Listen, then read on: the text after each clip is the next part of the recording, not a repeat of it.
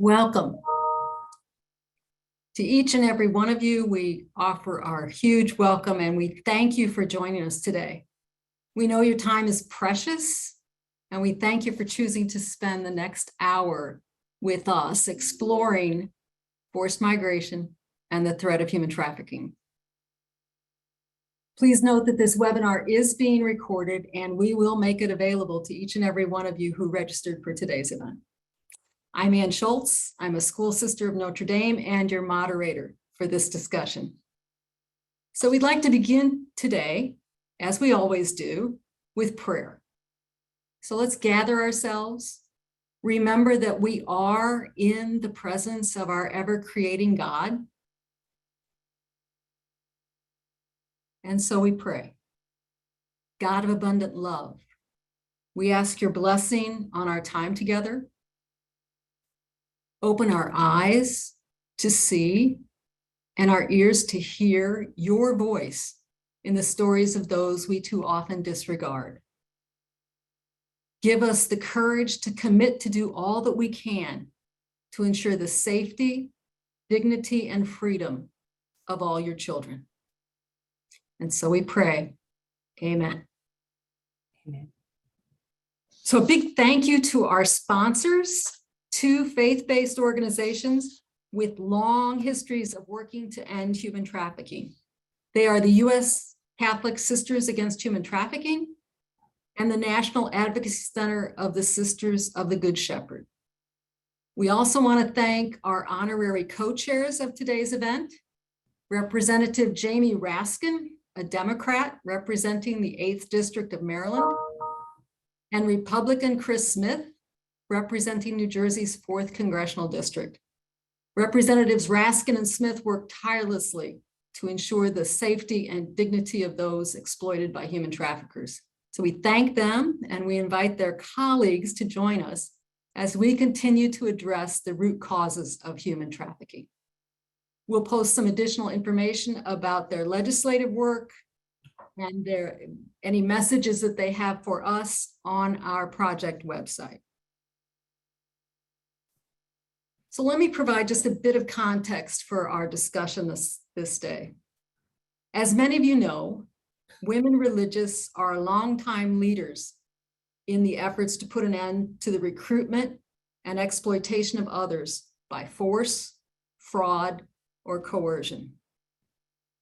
They've educated the public about the dangers of human trafficking and accompanied survivors on their journey to healing, even as they've worked to address the root causes of human trafficking, including forced migration. Catholic sisters and their colleagues have seen firsthand how human traffickers prey on those who are forced to flee their homes by circumstances beyond their control. And they've come to understand the vulnerabilities created by sometimes ineffective US policy. We know that hundreds of millions of our sisters and brothers have been forced to flee their homes by floods and famines, war and gang violence, endemic poverty, and political corruption. We know that migrants and immigrants, including children, are sold for sex and labor and exploited across a whole range of industries, even in our own country. In fact, the US Department of State estimates that 72% of persons trafficked in the United States each year are migrants or immigrants. So today we will examine one of the root causes of human trafficking by exploring the dangerous link between forced migration and human trafficking. So as we begin, let me introduce our three panelists who will guide our exploration today. You have their full bios, so I will be brief. Each is very well acquainted with this reality. It's their experience and their observations that will inform our conversation today and our work ongoing.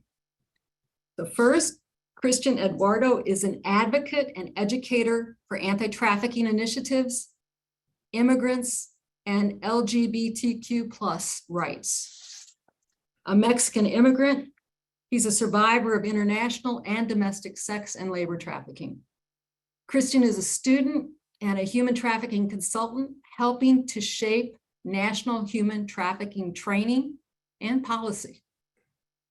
He serves on the Survivor Advisory Board of USCSAHT and as a consultant for ECPAT USA and the Center for Court Innovation. Welcome, Christian. We also have with us Sister Tracy Horan.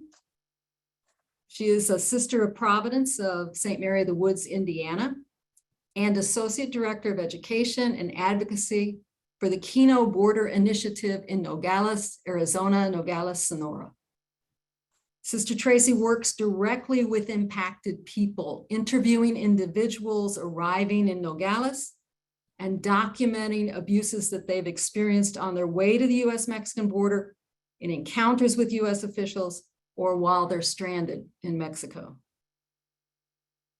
Sister Tracy also trains and accompanies students, parishioners, and people migrating as they learn about the truth of the reality of the border and share their stories. Welcome, Tracy. And finally, Sister Mary Jean Doyle is a member of the Daughters of Charity of St. Vincent de Paul.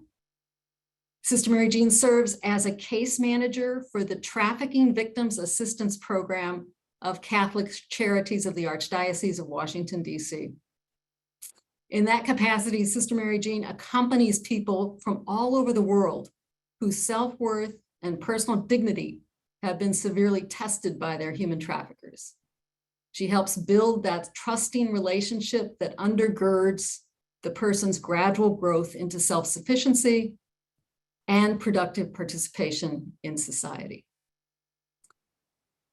So we'll hear from each of them in turn about their experience, and we promise to leave plenty of time at the end of our presentation for questions from all of you. So as we proceed, if you have a question, we invite you to write that in the Q&A box, which you will find on the lower toolbar of Zoom. So Christian, Sister Tracy, and Sister Mary Jean, you are all most welcome. Thank you for joining us. Thank you for all that you do to serve God's beloved and to put an end to the horror of abuse of their dignity. So let me start by simply asking each of you to tell us about your own experience, what you've seen, what you've learned from those you accompany. Tell us about the dangerous link between human trafficking and forced migration. So we'll hear from each in turn. I think Ali will start with Christian. So Christian, would you mind telling us a little bit about your own experience as an immigrant and a survivor of human trafficking? Yes, of course. So thank you everyone for being here. I really think that this is a very, very important topic, especially because we constantly hear about immigrations, immigrants, about policy reform on a federal level. And I am a survivor of international and domestic sex and labor trafficking. And when we talk about immigration, there are a lot of myths around it. A lot of people think that it's a decision that it just made one day, that people wake up and decide to just come, and that they have the privilege to decide and say like, oh, I want to travel to another country and just start a new life. That is not how forced migration works. The reality is that in our countries, as Sister was sharing in the beginning, there is gang violence, there is gender-based violence, there is homophobia, transphobia, there is poverty. And all these combined force us to move to another country. And we need to really understand this, because a lot of times when we talk about immigration, when we talk about immigrants, we dehumanize all of us, all of immigrants and all those that we are arriving from other countries. And the big risk of this is that we stop being the people who are arriving as human beings, and we stop seeing them that they are on high risk of human trafficking. And that's really what happened to me. The reason why I went out of Mexico was because I was in a dire situation economically. I wasn't coming out. Nobody in my family and my friends knew that I was a gay man because of the fear of receiving homophobia. I was very afraid of being killed, to be honest. There is still a lot of machismo around in Central and South America about the LGBTQ plus community, living in poverty, trying I was studying and working at the same time. I was trying my best, to be honest, but I reached a point that even if I was trying every single day, it wasn't enough. So my trafficker offered me an employment opportunity out of Mexico. So I was trafficked to Canada. I was labor and sexually exploited in Canada. And after 6 months, I escaped to the United States. So I arrived here to the United States, and I was here. I wasn't fluent in English. I didn't know anybody. So I didn't have friends. I didn't have family members. I didn't know anything about my rights. I didn't know that regardless your immigration status, you were having rights. And the only thing that I was hearing, it was this constant narrative against immigrants, against people that were United States citizens. If you go to police, you are going to be deported. Immigrants are not welcome here. We don't want immigrants, and we don't care about their stories. They are not welcome here. So that was what I was hearing. And sadly, upon my arrival, I was diagnosed HIV positive. So we all know that all these were vulnerabilities that we constantly hear about human trafficking. And there are two main things that I want to highlight. That one is that I'm a male. I think that we think that males cannot be trafficked. And second is that I was 24 years old. So I was an adult. And the combination of all this put me on high risk already of human trafficking. All these factors are very common for all immigrants. Not being able to communicate in English, having a background on poverty, not knowing their rights, and having this fear about society, having this fear around system, having this fear about police, and engaging in any kind of system. So, but there is another big factor, the immigration status. So by not having an immigration status, it put me on high risk of human trafficking. And what ended up happening, it was that I ended up again being trafficked here in the United States. Someone offered me help, and I was sex and labor exploited. And I didn't know that that was happening. I knew that I didn't want to engage in commercial sex act. I was being labor exploited on the nightlife industry, on bars, as a waiter. And I didn't know what to do because I wasn't able to communicate what was happening to me because of the language. I was living in fear because of being gay and living with HIV. And on top of that, there was this layer of fear of not having immigration status and the fear of if I'm going to police, very likely I'm going to be deported. Very likely I'm going to jail, because no matter what is happening to me, no matter if I'm being sexually assaulted, if I'm being exploited, if I'm being trafficked, I am the guilty one here because of my immigration status. So for everyone who is coming here because of forced migration, by not having a support system on them and not having policies and legislation that can support them, we are allowing and we are opening the door for traffickers to exploit them. And that's what happened to me. And this is a continuum that I have seen it. My story is not the only one. I have been doing a lot of work with immigration communities, especially with Latino and Spanish communities. And it is what I have been seeing. Like, people arrive here with the idea that they can get a better life, that they can escape poverty, that they can escape like an imminent death in their country of origin. But sadly, like, traffickers use that, and traffickers use the lack of immigration status and this fear of get deported, and knowing that if we are get deported back to our countries, we can face death. And they use that as a tool of coercion to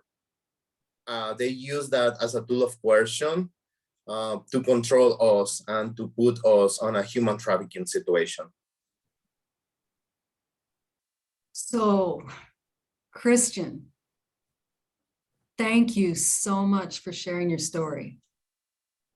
Your life really is a testament to your strength and your commitment to ending human trafficking and discrimination of all kinds. Thank you so much for taking the time to be with us. I know it's not always easy to tell that story. Yeah. So we're deeply, deeply grateful. Thank you. Thank you. So let me turn to Sister Tracy, if I can, and ask you to share something about what you've seen, what you've learned from the people that you meet at our southwestern border. Tracy, what's it like, and who are these folks, and what have they endured? Thanks, Sister Ann, and thanks for the opportunity to be here and share on this important issue. So as you heard, we have a migrant center at the US-Mexico border. At Kino, we do direct humanitarian assistance as well as education and advocacy. And when we receive people at our center in Nogales, Mexico, which is right across the border from Arizona, they're in a lot of different situations. I want to share one story of a woman that I'll call Lucrecia, just to protect her identity. And Lucrecia came to receive services at our migrant center after having been through a really difficult ordeal. She had fled extortion and death threats in Guatemala from a criminal group that had wanted to take over her farm. They wanted to intercept the profits. And so she left secretly with her two daughters, 9 and 14-year-olds old, when they received those threats, and they traveled north to Nogales, Mexico. So they had the intention of seeking asylum in the US, and Lucrecia approached a church, a place she assumed would be safe where she could seek help. But when she arrived there, she asked a woman at the church, do you know, how can we seek asylum? We need safety. We're fleeing these threats. And the woman said, there's nowhere in town, there's no institution that could help you access asylum, but I know someone who could take you anywhere in the US that you would like. So the woman called over her husband, and they told the family that they couldn't leave until they paid $50,000 for their release. They started interrogating them about family members they had in the US, and then they surrounded the premises with armed guards so they couldn't leave. And it turned out that Lucrecia and her daughters were held there for 13 days, during which time they just had cereal to eat. But finally, Lucrecia broke a window and escaped with her daughters, thankfully, before things went any further. But unfortunately, Lucrecia's story is just one of many people who arrive at the US-Mexico border seeking safety, people who face abuse, kidnapping, trafficking, because they don't have clarity about accessing the asylum process, or because the recent policies enacted by the US are forcing them to wait in Mexico, a place where many people are vulnerable to these kinds of criminal groups. So, I've been down here at the border since 2019, and over the years, we've seen how the US government is chipping away at these legal pathways. So that means when people are arriving to the border, they're forced to wait for weeks, months, and years in Mexico if they want to access asylum. So at Kino, we regularly hear stories of families, that are forced to wait in Mexico, and that translates into being kidnapped, trafficked, or abused by these criminal groups. And unfortunately, these families can be an easy target for traffickers because they're stuck in limbo. They're in a town they don't know, they don't have local contacts they can trust. And on top of that, US policies are constantly changing and are very confusing. So that makes it even easier for criminal actors to take advantage of the situation. And so when you look at the dynamic of forcing people seeking safety to wait in Mexico, this is a country where impunity, as well as the collaboration between government officials and organized crime groups, is rampant. It's everywhere. So that means that people who are seeking safety are many times stuck in a place where their captors can track them down, and there's also no consequences. So for example, a teenager who came through Kino last summer, she had originally fled from Central America. She was being held in forced prostitution. So she fled from Central America to Mexico, but then the same gang that had been forcing her into prostitution followed her to Mexico and abducted her just a month later. The police did nothing, and finally her family came and rescued her, and they submitted a formal complaint about the kidnapping, but that only led to more threats after her persecutors found out that they had filed that report. So she and her family decided to flee to the US-Mexico border, but then they found a closed door under Title 42. So again, this is just one of many examples of how people who are forced to migrate due to violence or trafficking or abuse then are susceptible again because US policy cuts off their options to access safety when they arrive at the border. And finally, many people simply can't afford to wait months or years to access safety because of the danger that they're in. So over the last 3 years during Title 42, I've talked to dozens, maybe scores of asylum seekers who, after they tried for weeks or months to seek protection through regular channels at a border crossing, then turned to organized crime because they were desperate to seek safety. And then the criminal groups would charge them between $1,000 and maybe up to $10,000 per person to transport them to a place where they could get into the US and turn themselves into a US official to request asylum, a process that really should be free for anyone who's fleeing persecution. And instead, criminal groups in Mexico and Central America have now made a business out of crossing asylum seekers into the US when our policies block these normal orderly channels. So this means that when we're blocking access to asylum, that translates into these increased funding streams for criminal groups. And those groups are then better resourced to continue taking advantage of people, particularly asylum seekers or other migrants that are seeking a way to get to the US. So for me, as a Catholic sister who's observed the policies playing out here at the border over the last 4 years, I'm really alarmed to see the ways that our elected officials, our policies, have made the journey more difficult for people who have already been forced to migrate and are seeking safety, and have also opened up revenue streams for these criminal groups and traffickers. So I think this is a really important conversation. I'm really grateful that we've opened this up to address this issue. Tracy, thank you. I thank you for introducing us to some of the circumstances that people face when they're only trying to seek safety for themselves, for their families. And even more, thank you for your tireless efforts on behalf of us, all of us, to welcome and protect the most vulnerable among us. So thank you for that. Next, we're going to turn to Sister Mary Jean Doyle. Sister Mary Jean, we've heard from somebody who was caught up in this human trafficking thing, our friend Christian, and we've heard Tracy talk a little bit about what it's like for folks along the way. Yes. And at the border. You have the opportunity and awesome responsibility of working directly with immigrants who've been trafficked once they arrive in the United States. Would you mind sharing just something about their experience and what you've seen and learned? I too would like to say thank you for this opportunity. And the testimony we've already heard is really moving from the first two speakers. Now I'd like to ask you to sit back and listen with your head and your heart to the journey of the whole person. What happens to a person on a personal level, to someone forced to migrate and then become a victim of human trafficking? I met Candace when she was referred to our program in 2018. She is from the African continent, coming to the United States 8 years ago. Her homeland conditions are quite different from anything many of us would ever have seen or experienced. Water is scarce. They go to the nearest body of water for drinking and washing their clothes. Most of them can't pay to access the pipe that runs behind their house because they can't afford to pay for that water. Food is purchased in an outdoor market. Refrigeration is semi-useless. They might only have electricity several hours a day, and then only if they can pay for it. The land is rich in ore and minerals, but the average person has no access to this. Employment is sparse, often forcing women to sell themselves to care for themselves and their families. Candace and her sisters are in such circumstances, with nothing but their bodies to enable them to eat and survive.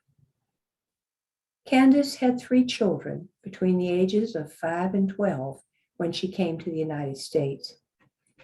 Her cousin is assistant to their country's ambassador in the USA. Her cousin offers her a job as a nanny for her children at the US consulate in the States. Candace is desperate for help. This person is a family member and speaks her language. She feels she can trust her. Candace received and signed both contract and job description, promised a copy that never came. Arrangements were made. Candace received her passport and she flew to the USA with her cousin and her charges. The cousin kept the passport. While employed in the United States, Candace worked 15 hours a day, caring for the children and pets, cleaning, cooking, serving meals. She ate what was left over, later and by herself. She was promised pay. She received one small payment, only once, not as in the contract. Candace questioned and then complained. First, she was threatened. Then she was put out on the street. She sought help from passers-by, signs in public bathrooms, whatever. Alone, with no place to go, traumatized in a foreign land, isolated by culture. Resourceful and English-speaking, Candace found a safe center and was referred for help. However, she speaks English, but with the word nuances of a foreign culture, she did not understand, and those around her didn't realize this. What are they going to do to me? What can I do? How are my children? Meanwhile, her cousin fled the United States and was threatening Candace's children back in their home country. Candace received help. She got therapy, housing, work training, and certification. ESL taught her GED and an ITIN number to help her pay taxes. A religious community rented her a reduced cost room in a congregate living setting. Within 12 months, she was paying her own rent. Terribly fearful and traumatized, but gradually achieving her goals and becoming self-sufficient. After 4 years, Candace's trafficking visa was approved. Candace has a work authorization and a social security number. She had obtained an official ID and has a bank account. She approached the International Organization of Migration to bring her 3 children here under her visa. That took another year, and the children are now between 12 and 19.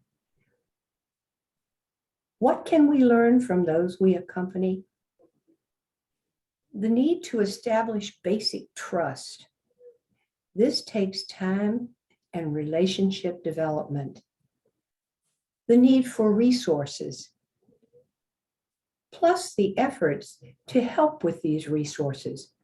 Show them, teach them what to do in a strange country, gradually fostering skills that enable them to take over for themselves. Each story is different, So much unknown, so much pain and baggage, but the potential for openness to so much good. One border counselor explained it to me. This country is so very different. We have things that these other people have never dreamed of. The idea of food stamps. Even if you know the language, you have no experience to relate it to help you understand. Thank you for the opportunity to share her story. Well, Sister Mary Jean, thank you. Thanks for sharing Candace's story with us. And thank you for being that warm, welcoming, trusting heart to so many folks who are caught in a system that they don't understand. So thank you so much for that. So thank you all three of you, for helping us to understand at least a bit better about this dangerous link between forced migration and human trafficking. So of course, now that we know a bit more, though not yet enough, now that we're more aware, though probably also not enough, I have to ask you, what do you think we can do? How might we begin to break this link between forced migration and human trafficking? How can we put an end to the trafficking of migrants and immigrants? Now, I'm going to let the three of you each think about that question for about 30 seconds while I remind folks that if you have questions, please write them in the Q&A at the bottom of your Zoom screen, and we will get to your questions as well. So, my friends, what would you suggest? What can we do, given your experience and your expertise that comes from that experience? How do we start to break this link between forced migration and human trafficking? I invite anybody to start. We'll have a conversation for the next 10 minutes or so. I can start. I think that the first item that we need to have, and it's very important, is to actively fight racism and xenophobia. There are the two main components that a lot of times we see reflected on policy and legislation. One of the second things that I would like to highlight is that we need a really bipartisan immigration reform on a federal level. A third one that I really, and I think that we hear it on, and I really went through it, is like when we are navigating the immigration system, people think that we get immigration relief like very quick. Once we apply for a T visa, once you apply, even if you are a victim of a crime, for those that are watching us, you can apply for a T or a U visa, and there are other reliefs. But it can take, as Sister Mary Jean say, like it can take years, and you can be even denied. So during that time, you don't have a work permit, and you are literally not allowed to work. We need better solutions. We need work permits, permanent work permits for those that are applying, because while we are waiting for the applications, we are still in high risk of human trafficking, because as we hear, those are systems that we don't know how to navigate. And this is a new culture that we are navigating, and we are coming out of one experience, and we are starting the process of healing. And this is really putting us on high risk of being trafficked again. So I would say that those three are the main things that I would like to really highlight to start with. Thank you. Yeah, I mean, I think just kind of shifting down to the US-Mexico border situation, I mentioned this issue of people having to wait so long to access safety in the US. And so, we have to increase our capacity to give people access to safety. That means supporting the NGOs on the interior, making sure that they're well-resourced to receive people who are coming. And that means using the full capacity of our ports and just designating resources in a way that makes sense. because most of the folks that we see who are arriving here in Nogales, they want to seek asylum. And right now we have people who are sleeping outside of the port of entry because the port says that they don't have the capacity to process them, even though we know that our port is actually processing only about a fourth of the number of people that they actually have the capacity to process. So we need to take a look at that. And so, people are arriving at our border, and then we also have folks that are, forced to migrate because of the situation where they are. And, the US plays a role in that. So, we've seen in these last administrations, these decisions to focus on putting pressure, these short-term solutions. Let's put pressure on Mexico and Guatemala to harden their borders. Well, that doesn't fix anything. It just makes people, it just forces people into situations that are even more difficult. So instead, I would say when we're looking at foreign policy, we have to look at, how can we look at longer term efforts to actually promote democracy and sustainable development in these places where that contributes to people being vulnerable, to not being able to rely on their local institutions. And, as long as these democracies are eroding, as long as people don't have access to decent jobs, then these criminal groups are just going to be stronger and stronger. So those would be some of the things that I would say we need to look at kind of in the bigger picture of our international relations. I think along with that, Sister Tracy, is something that Christian said, the attitude people had toward migrants. And I think a big responsibility falls on each one of us to be welcoming, to find out and learn as much as we can of what human trafficking is, to look at it and to be aware of the signs, but also to be aware of the resources that are out there to help. And if you're unsure, the one I recommend is the National Human Trafficking Hotline. It's a good place to start, even if you meet a person who is in need of help. But I think too, yes, we have to look at the US immigration system, and it really needs a complete overhaul. I don't think that's even questionable. But secondly, before we can really do fair care and welcome to these people coming, we need to look at our own infrastructure and how can we be better prepared to welcome them and meet the needs of those fleeing from violence and oppression.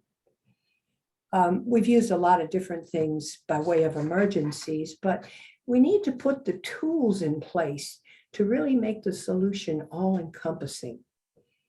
And I say that in the sense that we need local planning and solutions that combine good government policy with the efforts and expertise of community organizations like Lutheran Immigration and Refugee Services, HIAS, the Jewish organization, Catholic Charities, civic and church groups. All of these need to come together to support government programs and make the access of services and friendship open and available to the immigrant.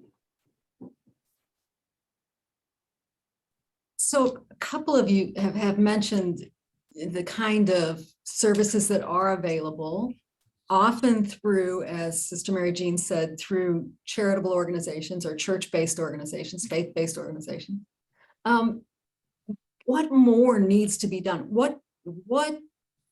In what ways could our government help to ensure that we have the infrastructure in place that's welcoming, whether that's at the border, whether it's after folks are in the interior, or it's what are the needs of individuals themselves? I mean, you talked a little bit, Christian, about the T and U visa. Are they adequate? Do we need more? What do we need? I can start again. I think that, to be honest, that something very interesting happened in my case.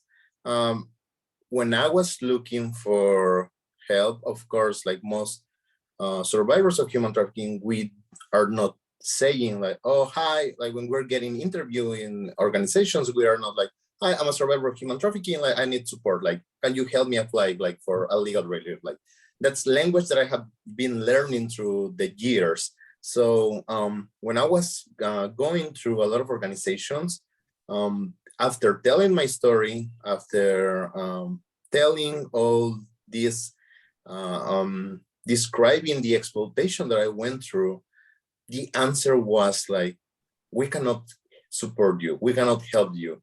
You don't qualify for any legal relief. And first, it was because I'm a male. Second, because I wasn't in distress. Third, because I didn't have like any physical, like that I was abused. And the fourth one, it was because everyone was looking on my profile, asylum. They never thought about U or T visa. So we really need to get a training on what is the U visa, what is the T visa, what are the legal reliefs that immigrants and non-citizens can apply for, because this hasn't only happened on nonprofits, this has happened on the healthcare system, on a school, like everywhere. I'm still a T visa holder. Every single time that I'm going everywhere, everyone asks me like, what is a T visa? So you're a tourist? How come that you're a tourist and you have a work permit and you have a social security number? Because you have a T visa, right? And I'm like, T visa is not for tourists.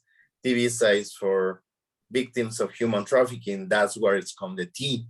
And this is really disencouraging because this shows how people don't care about human trafficking, how the system doesn't know about the legal reliefs for non-citizens. It just shows the lack of education about how we are failing all immigrants and those that are arriving here. If the system doesn't know about this solution, how are we going to offer this solution for those that are in need? And I just want to extend a little bit of this.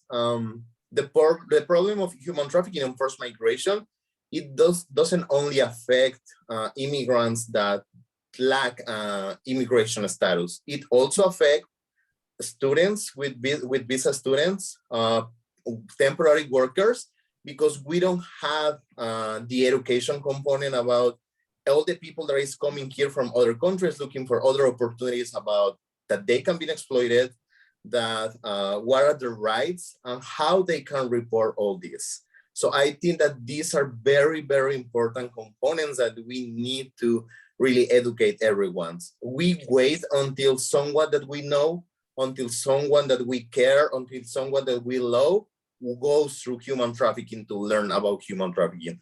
And we need to start changing that. Yeah. So thank you for that. And thank you to all of those of you who are absolutely involved in helping to do that kind of education. Let me turn to the questions from the audience, because we promised. You've already answered a few of them, but let me ask you this one. There have been a couple of questions about children, unaccompanied minors who come across the border or are granted, even granted asylum or protective status.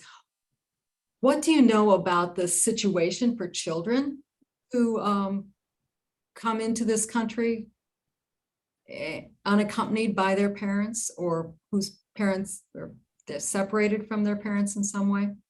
What's their situation? I can speak a little bit to that. At the border, they are usually seen and assessed, from what I understand. I've not worked at the border. In many cases, the person who sees them if he or she feels that it's an issue of human trafficking, they issue a letter to them. An authorization is called the HHS Letter of Certification and Eligibility.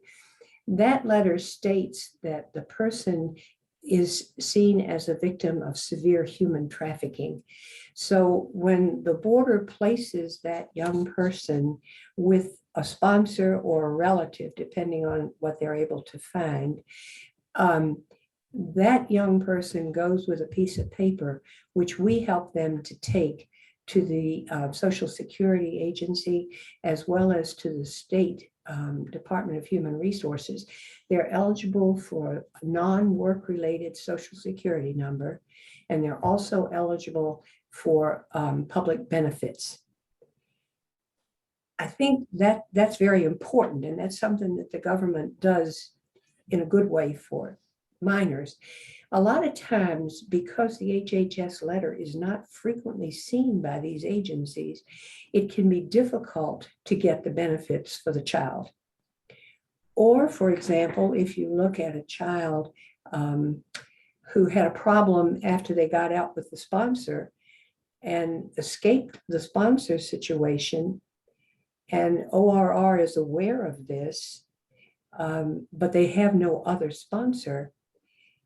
These are the young people, unaccompanied minors, trafficked and earning a living on our city streets.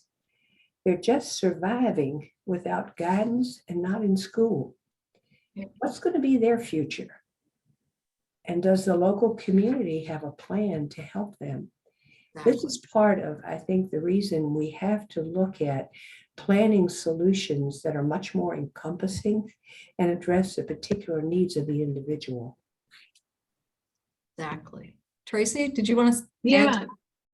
Yeah, if I could add to that, I think, what Sister Mary Jean is touching on relates to, the issue that we've seen about the importance of follow-up once people are in the US, whether they're unaccompanied minors or otherwise.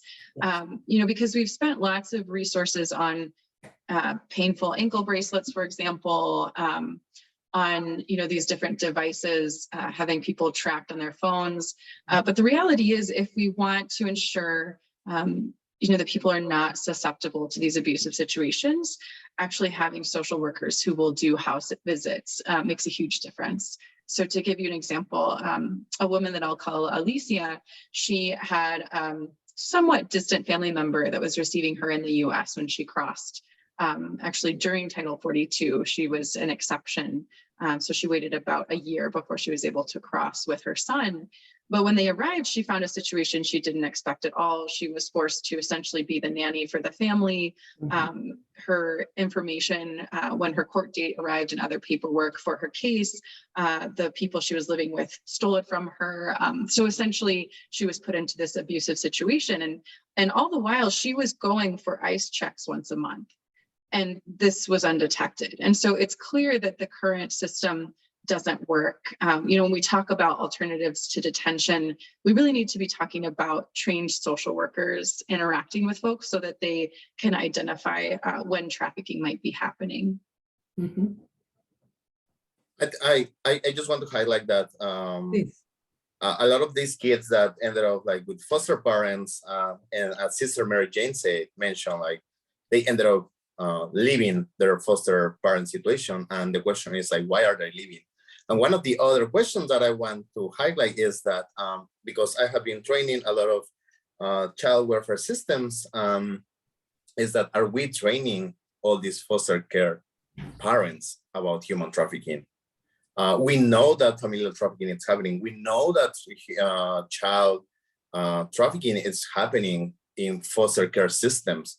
So how are we ensuring that all these minors who are unaccompanied are not being trafficked by all these foster parents? We like to think that everyone who is volunteering to be a foster parent had the best of intentions, but we also need to recognize that these kids are very, very vulnerable, and they are in a country that they don't have connection with anyone, and that put them on really, really high risk.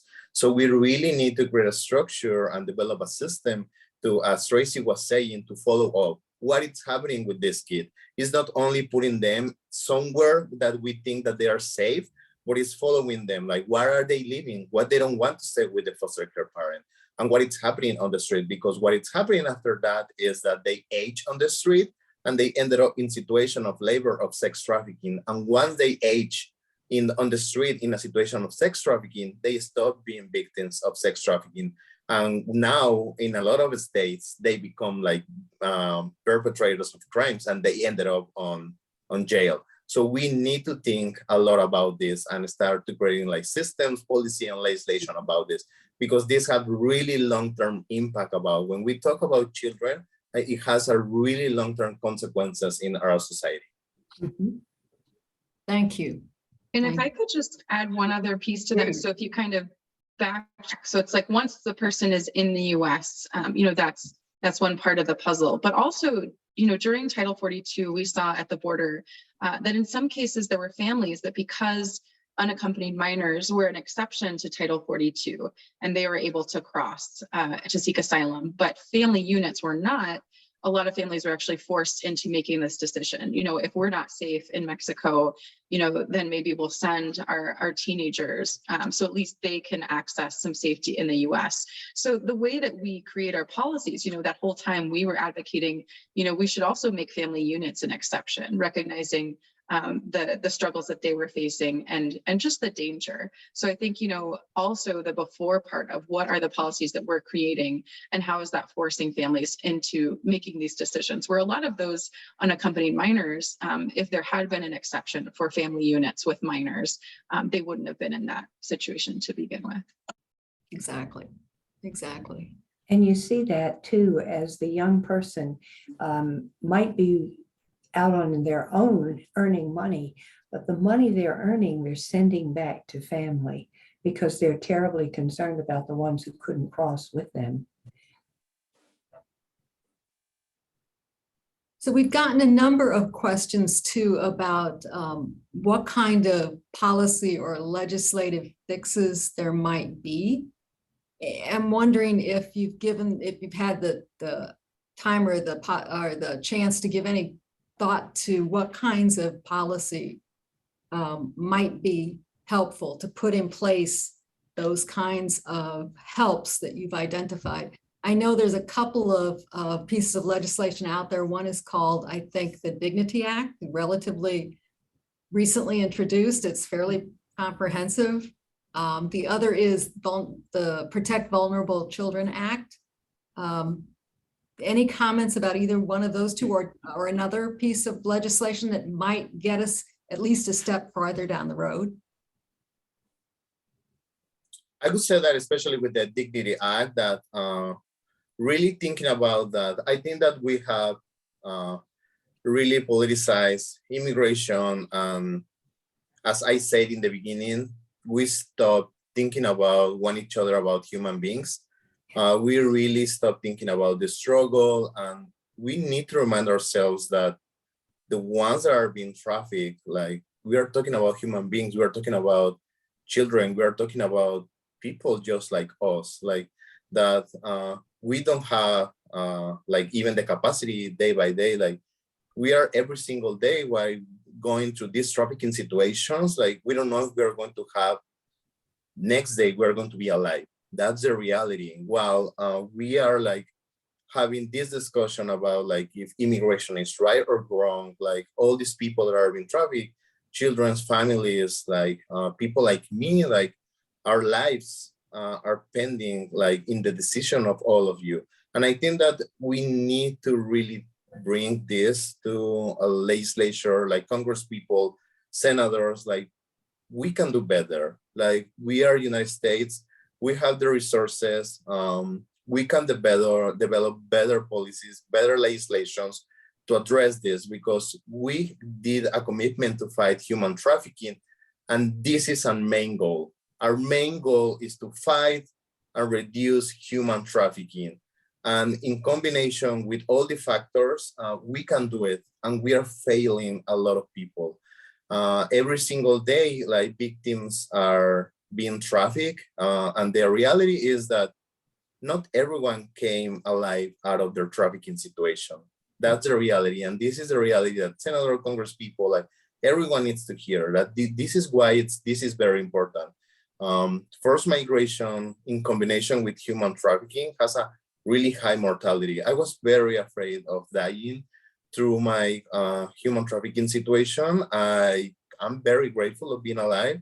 And that's why I'm joining this fight, because I really want to stop more people from being trafficked. And we really need policies, legislation that intersect all these paths that traffickers are using to traffic and exploit all these immigrants and non-citizens that are like really looking just for a better life. Thank you. I think that's a pretty good spot to wrap up this piece, but I do want to ask each of you to briefly respond to one question, if you could, please. What gives you hope? what keeps you in this fight to end human trafficking, to ensure the rights of all people, not just folks who look like me? What gives you hope? What keeps you going? Mary Jean, can we start with you? I would have to say, first of all, the people we work with, I think they are just fabulous. When I look at them, I think the strengths that they have out of such difficult situations. But I think also, as you see their success stories, as you see them achieving the goals and the things that they're dreamed of, I think we need to turn to the person next to us and thank them, because so many agencies have come together, so many people, your next door neighbor, my next door neighbor. Maybe what they have done is pay taxes, but I can say to this new person here in the United States, they want you to succeed. That's why that tax money is going into this. So I just think we have so much to be grateful for, but so much to pull together, because the resources are out there and people do care. But as Christian was saying, they don't know always. And once they do, we can make a humongous difference in helping the person next to us. Thank you. Thank you for sharing that. Tracy, what gives you hope? Yeah, a lot of things. I have the privilege of working with a lot of young people. Just this week, we have a group of teenagers from across the country who are here talking with people in migration, hearing their stories. And I see that when they talk to someone who's experienced forced migration, who's experienced trafficking, they get it. You know, there's no question for them in that moment that they're called to do something. And so that gives me hope, as well as the people who are migrating, who have had the courage to make it this far. You know, a woman I talked to the other day, when I asked her permission to share her story with you all today, she said, you know, maybe it didn't make a difference for me because I've already been through the trauma that I experienced, but I really hope that this can have an impact for the people coming after me. So I'm really grateful for the intentions and the energy and the action of those individuals. Thank you. Thank you so much. And thanks for being at the border. Christian, what gives you hope? That people get a better understanding of human trafficking, and that we start talking about this in our communities, because human trafficking is happening on our communities, and I don't want any survivor to feel the same way that I felt, that nobody was hearing me, that nobody was seeing me, and that nobody wanted to help me. So that is my hope, that all survivors are there, and people that are in a situation of trafficking, that they know that they are not alone, that they are not alone anymore. Oh, thank you all. Thank you very much. I mean, you all are a hope for me. It's your testimony, your lives that keep me in this struggle day after day after day. So thank you so much for your time this afternoon and for sharing your stories with us. So let me remind you all that this is only the beginning of the journey. Over the next months, we will continue to examine this dangerous nexus between forced migration and human trafficking, and we'll begin to explore in more depth policy solutions to address those factors that put migrants and immigrants at particular risk of human trafficking. And then finally, we hope to build this into an advocacy campaign and advocate for the changes that we need in US policy and law. So you're all invited to join us. We look forward to working with you and with policymakers as we move forward. We promise we'll keep you all abreast of developments, and hope you'll join us in our efforts to put an end to human trafficking by addressing its root causes, including forced migration. So look for an email from us, which will include a link to the recording of this webinar, some additional resources about the relationship between these two phenomena, forced migration and human trafficking. We'll include some information about both Representative Raskin and Representative Smith's efforts, and some further information about the two organizations that brought you today's webinar. Finally, a big thank you to Network Lobby for Catholic Social Justice for hosting us this afternoon, and to Perisphere for handling all of our technological needs. And finally, a very special thank you to each and every one of you for joining us today, and hopefully on this journey. We're grateful for your time and for your commitment to ensure that all God's people have the right that is theirs to dignity, freedom, and rights. So thank you very much. We'll be in touch.